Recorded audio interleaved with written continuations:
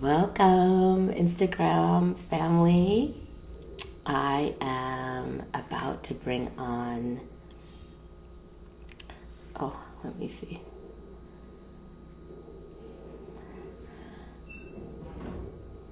my guest. Hold on a second. Oh, here she is. Mm, mm, okay. That worked more smoothly the last time. Um, Pavitra is joining. Hello, Pavitra. Hello. Sorry, that took me a moment. I'm glad you were able to ask to join. No problem. This is all so new to me and so exciting, and my heart's like jumping out of my chest. Oh, I get it. We'll send a little love to the excited heart. Yes, thank you. So, I want to say that, Pavitra is joining us from India. I'm here in Mexico, so it's very exciting to me to have us at opposite poles of the globe. It's evening for you, and I want to share a bit of your intro, and also to invite anyone who's watching this now or going to watch it to read the full intro that I have. And I'll post it also when I post this video, because it's really a beautiful and very inspiring introduction. But I will read part of it. In keeping with the theme of burning the box, Pavitra isn't very fond of titles and finds them to limit her self-expression and what she has to offer as part of her service. So that is a big part of why I wanted to talk to you. And I wanted to read a little bit more, which is that to say that your humble journey began in India, which is where much of your sense of identity, belonging, and purpose was clearly defined. And then you have done some travel. You've been in New Zealand, Australia, now back in India. And this part I really appreciated from your bio. Many traveled to India to find themselves. Pavitra had to leave India to find herself. So that really touched me. It's so true that so many people have flocked to India Yes, to find their truth or find their teacher or their, spiritual, just to grow spiritually. Um, there's so much to talk about. yeah. And just to also say that anyone that hasn't, because this is my third conversation in this topic, that the theme was really of sensual sovereignty. That's something that for a couple of years now, it's really been calling to me, and I I don't know, I describe it as embodied love, liberation, and the license to expand the expression of our true essence. It's like I love. creating more space. Yeah. We have talked and really connected around so many things. And then my first guest that I had, Cosmos, in her bio, she talked about thinking outside the box, smashing the box and burning the box. And it really, so this is where this whole, the theme of this series, if you will, and you were mentioning also not wanting to be in boxes. When I was also wanting to introduce you, and I did just put your whole bio in introducing you just on Instagram, I was like, okay, wait, was Pavitra a coach or I was trying to think of, and really these are all boxes, these whatever terms I was trying to come up with. And then I realized in your bio, this is what I would love to hear more from you about. You said that your work is encompassed in one phrase, and that phrase is empathic. And I really walking the path of tenderized authority. So I'd love for you to share more about that, because that really already sounds very much like burning lots of boxes to really state that and claim that and be walking that path. Yes, and I want to acknowledge my mentor actually who gave me that phrase because he that's how he defined me, and that's how I sat with it and I thought, oh my God, that is really something that I'm on a journey Mhm, uncovering, releasing, and discovering. And what mhm, better way to do that as part of my work as I'm doing this myself as well, mhm, and to invite people to walk the same path. We're all on the same path, and it's about understanding what is it and what is tenderized authority. To me, it's about being strong in my essence and being strong in my presence, and yet having softness around that, especially as femininity is being redefined right now globally. The need as women in female bodies for us to find a way to remain soft even within the power, independence, and freedom that we are seeking and forging through in our lives. So mhm, um, that's the way I've seen myself, my life unfold, and that's also something I'm offering as part of my work and my services. Yeah. mhm. Beautiful. Um, and I maybe was going to ask about this a little bit later, but since you mentioned your services, I'd love for you to share like what has been calling to you, what's calling to you to offer, what are you offering on this path as you walk this path? Ooh, that is such a big question, Sonali. Very much like you know, we both come from very similar cultural backgrounds. Yes. I had very limited options. I could be an engineer or a doctor, and an Mhm, engineer in computer science or a doctor, and that's pretty much all I had as options. So, mhm, very similar to you, I studied computer science and international business, and it was so not aligned with who I am. And I didn't know that. It's very hard for us to understand who we are when we're quite young.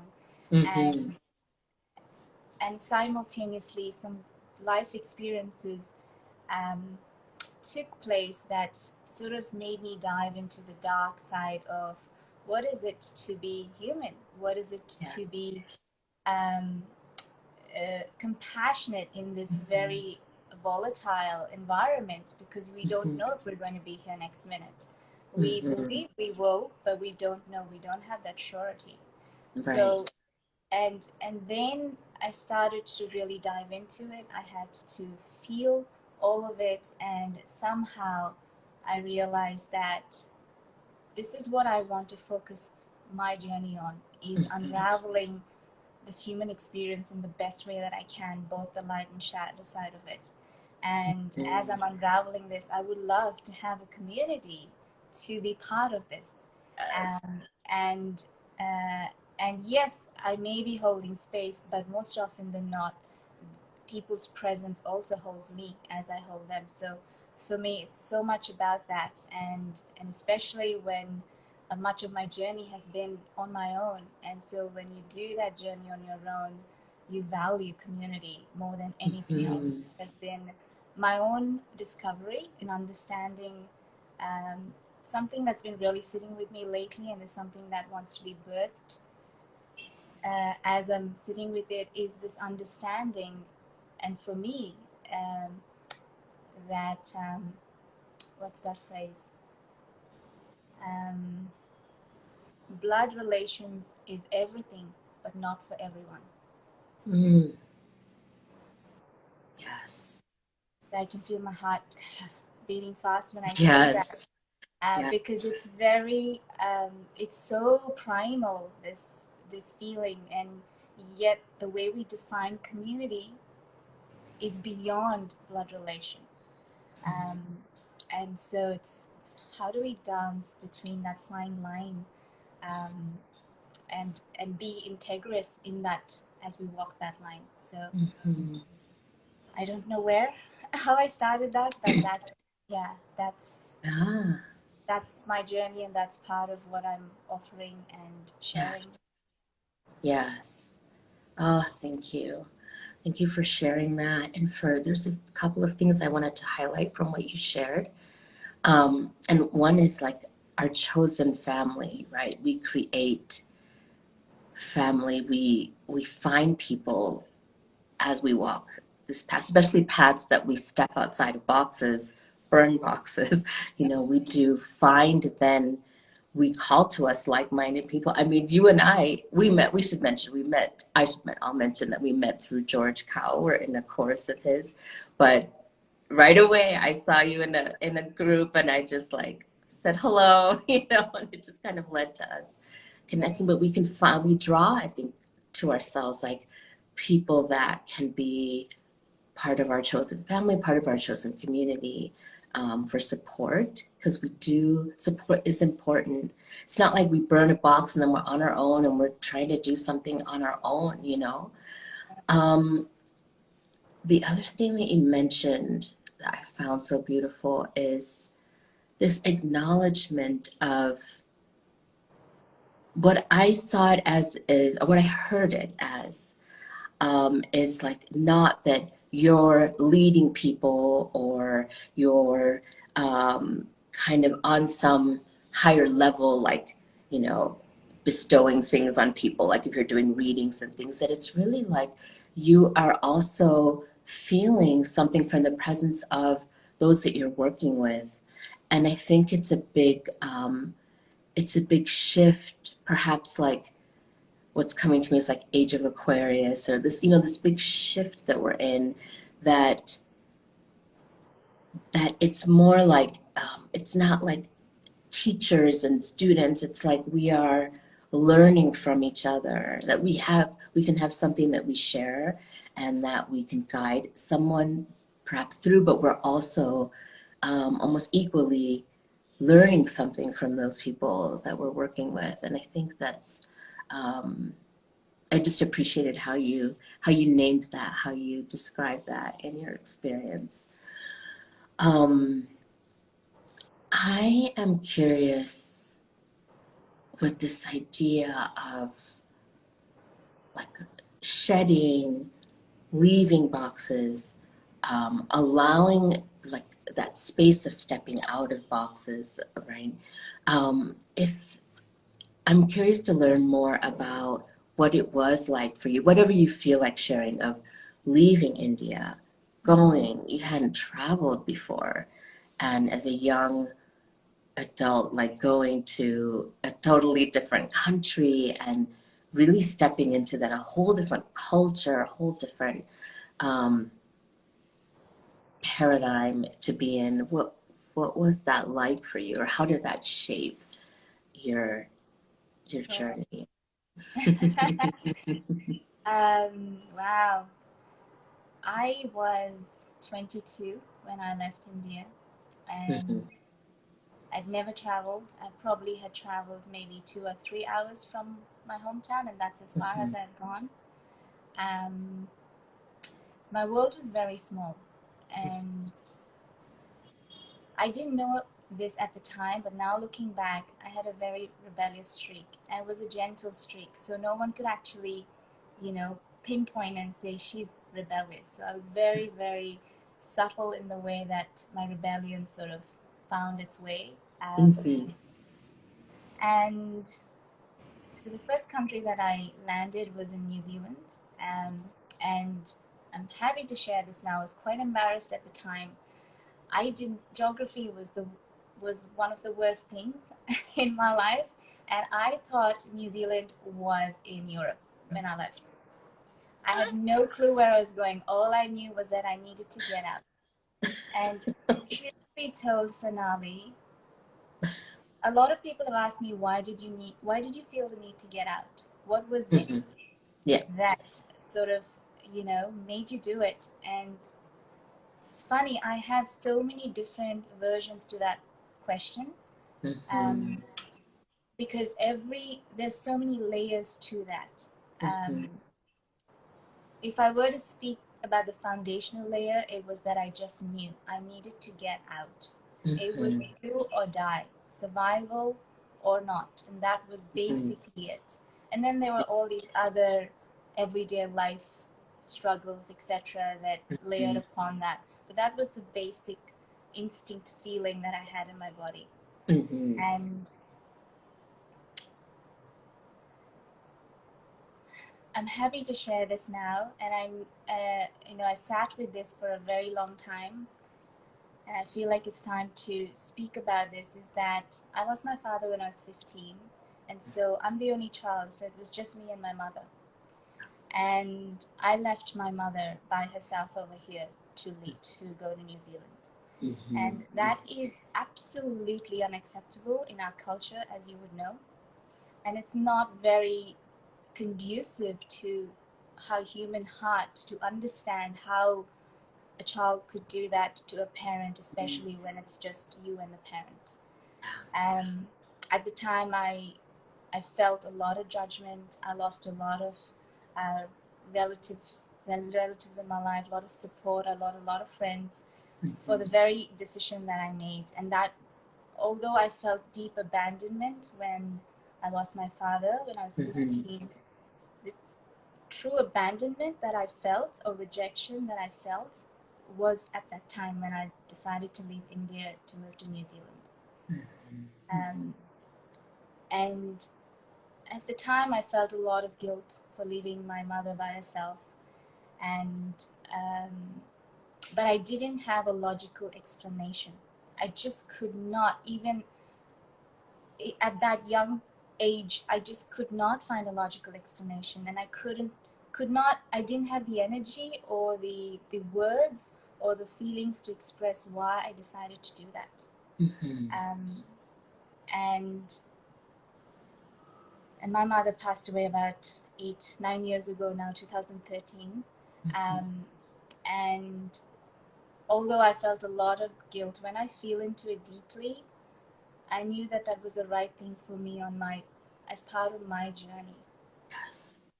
And as much as we sacrifice our life for other people or our family members and loved ones, love isn't about sacrifice, or at least I don't believe it is. It's not been the experience in my body, in my heart, in my mind, in my soul, in every part of my being. So yeah, that was the biggest turning point in my life, and that was so huge. I felt I had to learn how to walk, talk, and eat all over again. As you know, our cultures are so diverse and so unique. And no matter how much TV shows you watch of the West, so to speak, it's never real when you actually land into that land and environment. And the same goes for me right now when I'm coming back after 18 years and finding that same sort of teething issues, even though this is my hometown. So, and there are two things that I learned from having left home. The first two things that I learned was strangers can be absolute blessings in disguise. When you don't know anybody in a country and you are 22 years old, I had a friend at the time, but when you're walking down the street and everything is unfamiliar to you, the second thing is that a smile from a person, a stranger from across the street, can change your day. And I remember I went through nearly 7 to 8 years of a lot of depression over there. I had to heal a lot of my wounding, a lot of guilt, a lot of trauma, etc. But I remember waking up every day going, I'm going to go and search for one person who's going to smile at me. And that was the only thing I woke up for. And that was the only thing that got me through a lot of the darkest times while I was in New Zealand.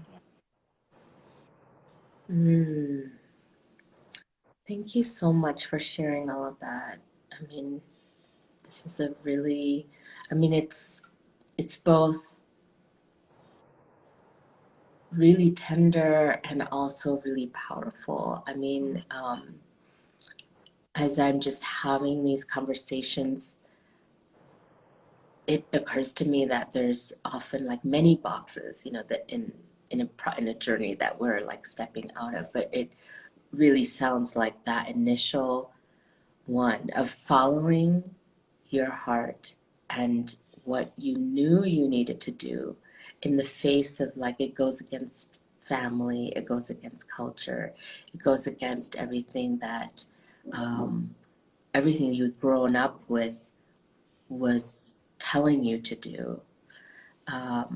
And there is like it's not easy. It's not like stepping out of box, like to being on this, it's not easy, but it's kind of like what's coming to me is that I'm going to say it wrong, but you know, there's that quote about when the pain to like stay tight in a bud is more than that to like blossom, you know, kind of thing. I don't remember Yes, the whole quote, beautiful. but Yes, yes, I felt it. Yes. oh gosh, but a nine in I think, but I don't know the whole words, but it's like that idea of at some point, if we're leaving boxes, if we're stepping out, there's a point of like the box has become really painful to be in. And even though we don't know what's coming, even though it could be very uncertain, even if you don't exactly know where you're flying to, Yes. um, it's like we have to do it. You know, like something pulls us on there and something um, guides us to like this is the right step, this is the best next step, and just like a trust. I guess there has to be at some level a certain amount of trust, like even when it feels like okay, then you've landed and you don't know anyone and you're in this foreign place, you're actually in a different part of the world than you thought even, but just to trust that like wait, the right step, you know, for Yeah. you. And it's something comes up. I spoke to a friend 2 days ago, and he said, "We're all independent," and I believe that we are all independent. It's how we're birthed. I mean, we wouldn't have Mm-hmm. parents and caregivers teaching us how to eat and walk and talk Mm-hmm. and learn how to be as a human being and learn to grow into an adult without the theme of independence around it, right? Mm-hmm.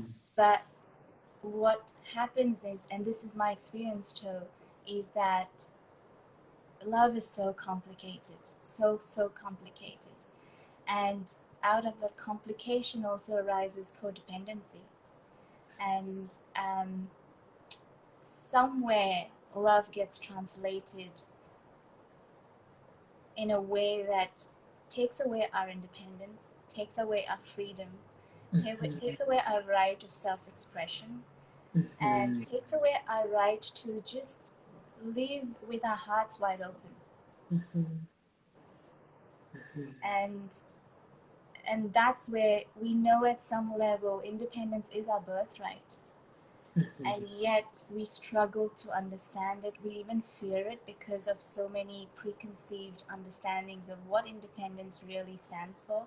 Mm-hmm. Because for me, when I was younger, independence meant I was all going to be all alone. I was not going to have anyone supporting me. I had to do this by myself.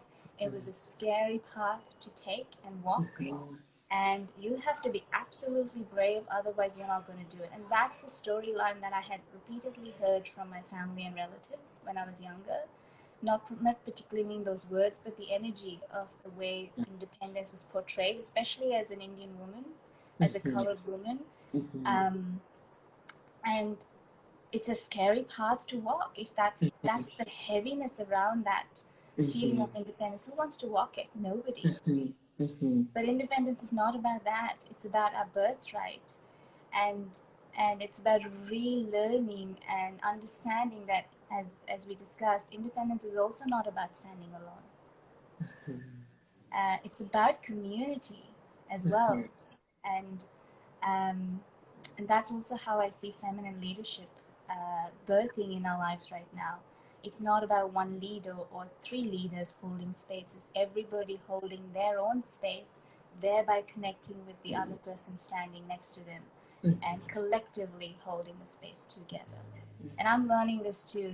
I don't know. I don't have role models who do this, and we're learning from each other. And so it's all a concept of the mind, unless we practice it and embody it in our everyday life. And for me, it's a struggle. One day I feel I succeed, and 10 days late, for 10 days I feel like I don't even know what I'm doing. But as you know, this is the path that we chose. Yes, yes. Oh, and it's so true about all of it. But what I was, you were mentioning the messages about independence. And I feel the same. And my upbringing was different, but the culture is very similar, the familial culture, but born in England, raised in the US mainly. So I was in these different environments. But I think there is something to be said about what our family and like ancestors are holding, and where that, I mean, that the independence thing is like at a certain point it might have meant death, like it was about survival, to stay with the group, and we're both, our roots going back, I mean, you were born and raised in India, like this colonization was very recent, really. And it's like that fear that's there, that our parents and their parents and their parents, like going back, hold in their bodies around, just stay with the group. Do not leave. You might die. That is a really real, it's something that's really held in the body, I think, like trauma that gets passed down. And we can really feel that then. It's real to them, it's real to what they experienced and what they witnessed. And so it takes an extra, like, that's what I find interesting in our generation, is that we don't have that exact lived experience, because it's something that's happened in generations past. And so we actually can have that, I guess it's a bit of like the courage, right? To just step and say, but actually I'm not going to walk. I'm not carrying that on. I'm not perpetuating that fear. And I'm going to do what I'm really feeling called to do, you know. Um, there were more things that you said, but that's one of them. As Tsunami, as you were talking, what really stood out for me is our ancestors had to deal with what physical independence was, and today we're dealing with what emotional independence really stands for. And emotional independence is just as, you know, yeah. I don't know what the word is, but yeah, I feel like there's that, because physically a lot of us are independent right now, and Sure. it's been part of generations of industrial revolution and everything that's created a level of physical independence in our lives, even for women. But this emotional independence, it also, I believe, still stems from our ancestral trauma that has a different kind of energy and feel to it these days. Yeah. Yeah, absolutely. Yes, it's very powerful. It's There's ways, the path that's not easily as seen, right? Like this Yes, that's a beautiful emotional, way to say it. Yes, absolutely. Yeah. the emotional and the energetic, kind of like breaking certain, I guess like forging into something that's different. That looks very, very different. And you, in talking about independence, I was also reminded of like this aspect of belonging that is also like part of this that's passed down. It's like to belong to our family, to our group, to our, I know some might say tribe, you know, I don't know, but like, it's that sense of belonging is also part of survival, right? Like belong and stay in this. And as we have physical independence, emotional, energetic kind of independence, we can create our own a sense of belonging in our own ways, perhaps to like different groups, to ourselves also more. Like I found, you know, that like cultivating that sense of belonging in our own body first, you know, and I think it allows us to leave boxes. It allows us to go and have that trust and kind of a faith and courage that we will be okay, even if it might be rocky at times. I'm curious to hear your experience growing up in the UK and the US. Yeah, how was that to grow up in countries that were not? Were you born in the UK as well? Yeah, born in the UK. Right. Mm-hmm. How was it to sort of settle into a country that was so different from your cultural background, Mm-hmm. what you were being brought up in? Mm-hmm. Mm-hmm. Yeah, it's a good, you know, it's interesting. I was so young. We left England when I was 7. So more of what I remember is in the US.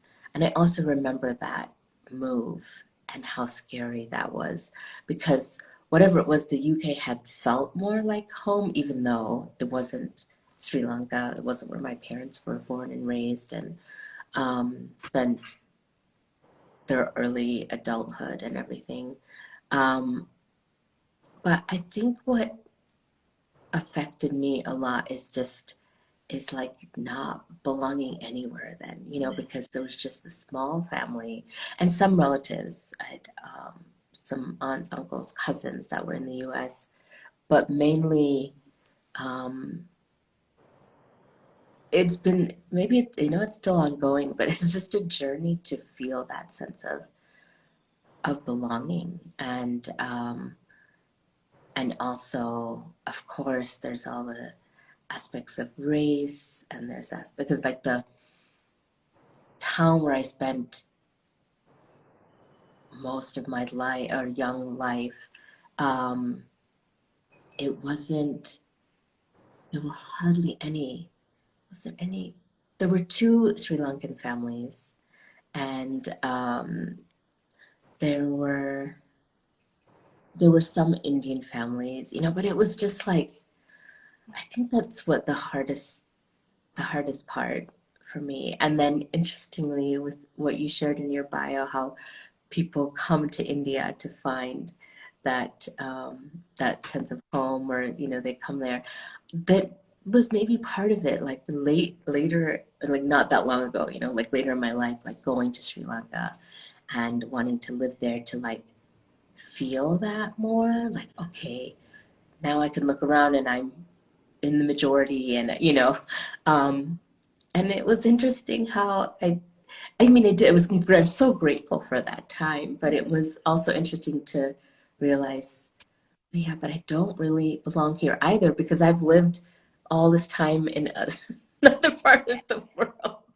So even walking down the street, it was like people would look, and I knew they knew like I'm not from there. I'm not like raised there. So I don't know if that answers your question. No, it does. We're talking about belonging. It made me reflect. So I left India in 2005, and Yeah. when I left India, I didn't just leave the country. I was I went through a lot of emotional trauma when I was younger. Mm-hmm. Um, None of it had landed safely in my body, and so it was just seeping through me. And um, when I left India, I disconnected from everything that represented India, not just my family. Of course, my mother was my saving grace, who would call me every day to see what are the two questions an ethnic mother always asks: have you eaten? Of course. And what is the other one she would say? Did you sleep well last night? Those are the two questions she would always ask me. So apart from her, I just did not even want to think about India. And I moved in New Zealand that way. And I felt completely disconnected. I was floating like a feather. But that was the only safe way for me to still be present in life without being overwhelmed by the emotional pain that was sitting in my body. And when the yoga movement started, it was so confronting for me, so confronting for me, because in some illogical way, I believed that I was safe away from India, or even the thought or the feelings of India. And I was in this little cocoon floating, and then suddenly India comes to me out of nowhere with this yoga movement, and starts to really like be in my face everywhere I go. People started saying namaste to me, and the non-Indian people, and it started to bring up a lot of my past emotional pain again. And so that I thought, okay, this part of me that you still there? I think I lost you Yes, for a second. I don't know what happened. Maybe the power went out. But you're back. But the phone is. No, please continue with that. You were talking about the emotional Yeah, pain. so it was almost like, even though I left India to find myself, India sort of came looking for me too. And during that time, I remember meeting people who would connect with me because I was Indian in a very sort of, in a different way, and beautiful nonetheless. But I remember thinking, no, I actually had to leave all of that upbringing to discover who I am without all of that. Yes. Without any of my culture, any of my tradition, any of the family values that I was brought up, away from it all, to find out who am I really in that. And am I that? If yes, okay. If I'm not that, then what am I? And this is one thing that really stands out to me, is when I'm in Australia and New Zealand, I come across as very gentle and soft-spoken, independent, powerfully independent, but very gentle, soft-spoken, not as fiery. I do have a lot of fire, but not as fiery. And now that I'm here, I'm all fire. And it's so amazing to see this contrast. I haven't changed, but it's the perception that has changed. Yes. So I'm feisty here, I'm fiery here, I ask for what I want. And I was like, wow, okay, great. This is the balance of the feminine. We want both. We want the gentleness and the tenderness and the lovingness. And we also want to tend to the fire and the fierceness and the independence. And I'm being confronted this not by men necessarily, by the women, in India, who see me as very kind of this fiery, natured person, and over there, this very gentle, sweet, doesn't talk up too much kind of person.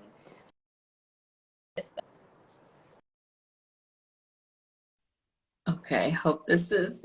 I Yeah. realize something definitely went out with like power or something, and I also I'm not surprised, but I just want to acknowledge that I allowed this to go over. I knew this morning. I'm like, how are we going to stay to 30 minutes? Oh, I didn't I know it knew was 30 minutes. I knew when we before it even started, but I just really appreciating what you shared because I think it's so true. It's like all in relation to the culture, the people around us, right? So yes, in Australia, I can just see you being like this, oh, Pavitra, she's so sweet and whatever the Yes. things are. She's soft and gentle. And you go back to your hometown after having all this experience. It's like, well, this woman left and Yes. And there was this such a sweet delivery guy today who was so scared to talk to me, and all I wasn't fiery with him. It was just I Mhm, was direct, I was clear, which is normal when mhm, you're living overseas. But here, it's almost like he was shaken from the very core of his being, and I thought, wow, this is for me now to learn how to integrate this. And I don't know how long I'm going to be in India. mhm, um, I have a sense it won't be too long, but definitely mhm, for a few months. But how mhm, do I integrate this in my own being? How can I hold space for everybody's perceptions of me without losing my ground? Um, mhm, very so it's so much integrity in holding ourselves like that without allowing other people's perception to affect us. mhm, um, but yeah, it's such a powerful place to be where I mhm, know how much is impacting me, and mhm, yet I'm finding a way to allow it to impact me and yet stay present to it. Yeah. mhm. Yes, and it's just that what you mentioned about integration. I was struck by like perhaps that's part of what you're there for, to have had this whole other experience for a number of years and come back to where you were born and raised to like feel it, like to feel it in that setting and kind of bring it together, integrate in a way that feels right for you.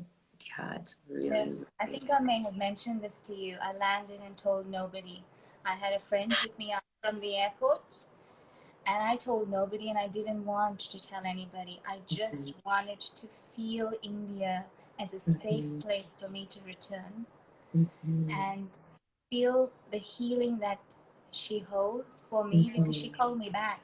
I was very mhm, hesitant to come back, very, very mhm, hesitant. mhm. Um, I never thought I would come back to this very place that caused me so much pain. And I just wanted to land as now, as Pavitra as now, not the young Pavitra, but the woman in me. Yeah. Um, and just to feel her with no Mhm, input whatsoever. mhm, And when I actually sank into it, I saw how gentle she actually was, even though I found her very rough and tsunami like when I was young. mhm, Um, and I'm still riding that wave with her.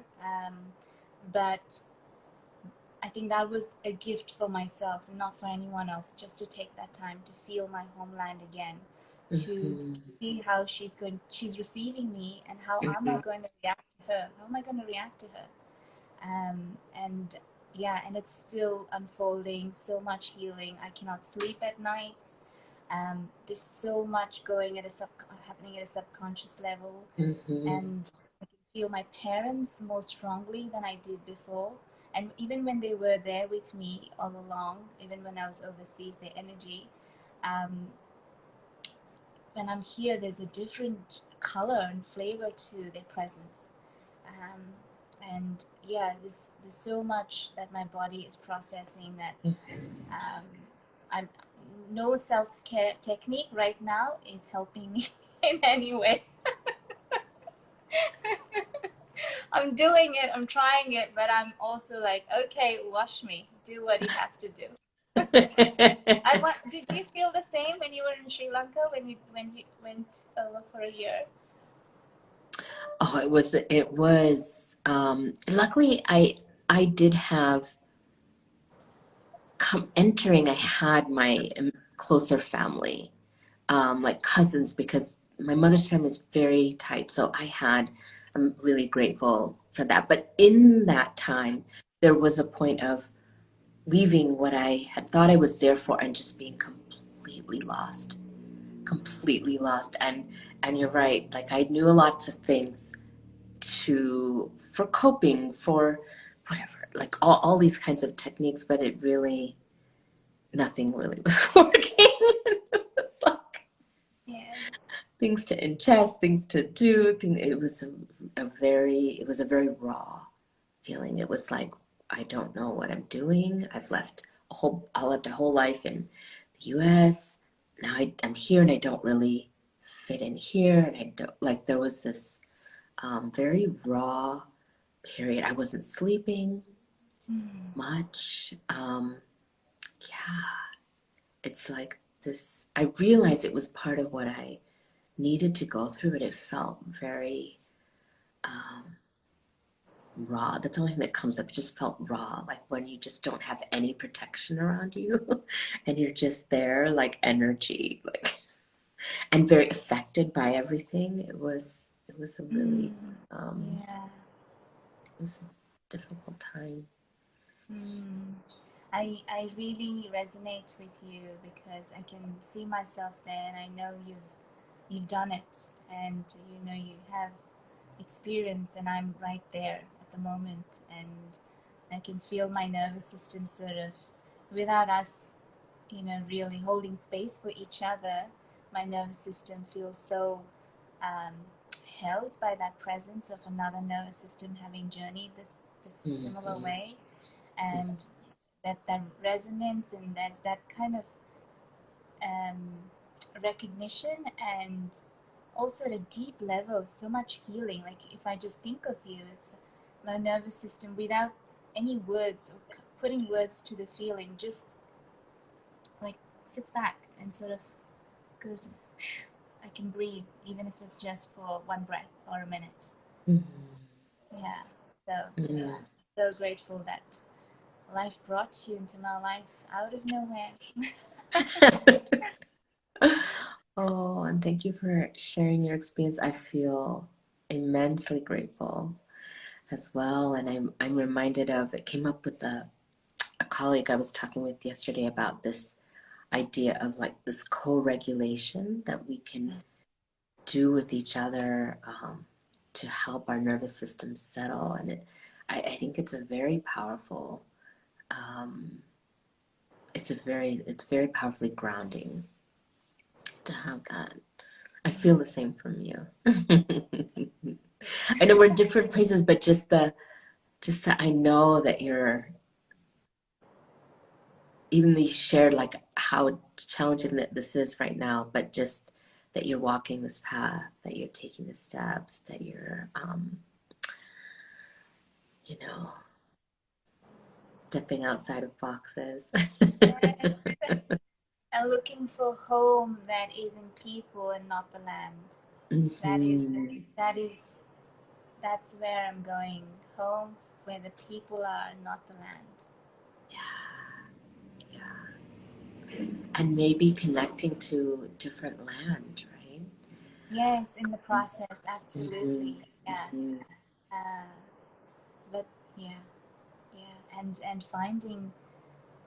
I'm also redefining what family stands for and means, Hmm.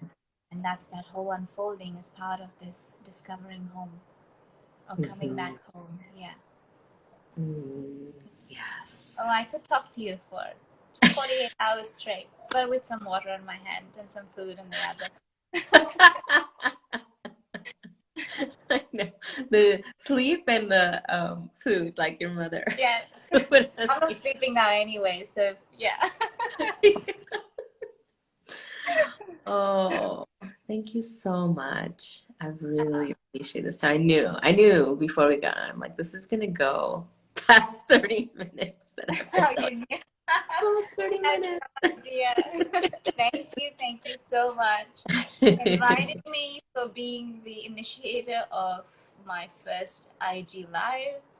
My heart was thumping before I joined. And I'm so much more relaxed. I obviously have ignored whoever is online because it's just the easiest way for me to deal with it, and I'm so sorry about that. Oh. That's my coping strategy, yeah. But I'm so grateful for this space, for this time, for this conversation, for your heart, for your gentleness, for your slowness. It's so beautiful. Every time I think of you, yes, slow, so beautiful. And I'm looking forward to speaking to you offline. Yeah. And before we go, I really would love for you to share where people can find you, what service, if there's something that you're offering now, or whatever you're offering now that Thank would you. allow people to connect with you and really to be in space with you and grow from you. Yes. Oh, I have to share myself now. So, so there are three streams to my work. I hold space for highly sensitive women, particularly who are learning about their sensitivity, who want to understand their sensitivity, and want to gain a sense of quiet confidence as part of their sensitivity. And that leads on beautifully to understanding, honoring, and fully expressing their femininity with ease as well. And then the third stream was kind of now starting to become the foundation is I do astrology readings. And I'm so loving it. I can get lost in a person completely. And it's about marrying the energies of the cosmos that is part of their life and embodying that in their feeling state. It's not just this is who you are, a concept. It's about, can you feel this moving? Can you feel your purpose? Because you already know it. I'm just here to reaffirm it.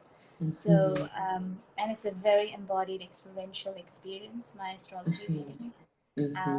So yeah, so these three streams for anybody, astrology readings are open to both men and women, but for the lack of a better word, coaching and holding space is for women only. Yes. Yeah. So beautiful. And I just hearing you talk about, I love astrology. I don't know, I know just a little bit, but it does, I find it guides me in my life. And yes, I'm very drawn to get one of your readings. So to share that, because it feels so, I'm like, yes, this feels so good to I come would to love your. to share with you. Yes. And of course, they'll see here your Instagram, but is there any, like, a website you want to share? Yes. It is Pavitra, which is my first name, and Guru, which is also part of my name. And I'm not proclaiming that I am a guru of any sort. It's just part of my name, and I really love it. And so it's pavitraguru.com. And yeah, thank you so much, Sonali. This is I don't normally do this, so this is new for me again.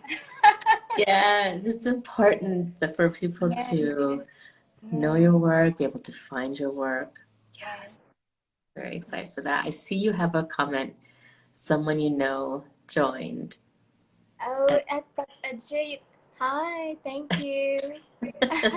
Now I have a little bit more courage to look at the comments and the people joining.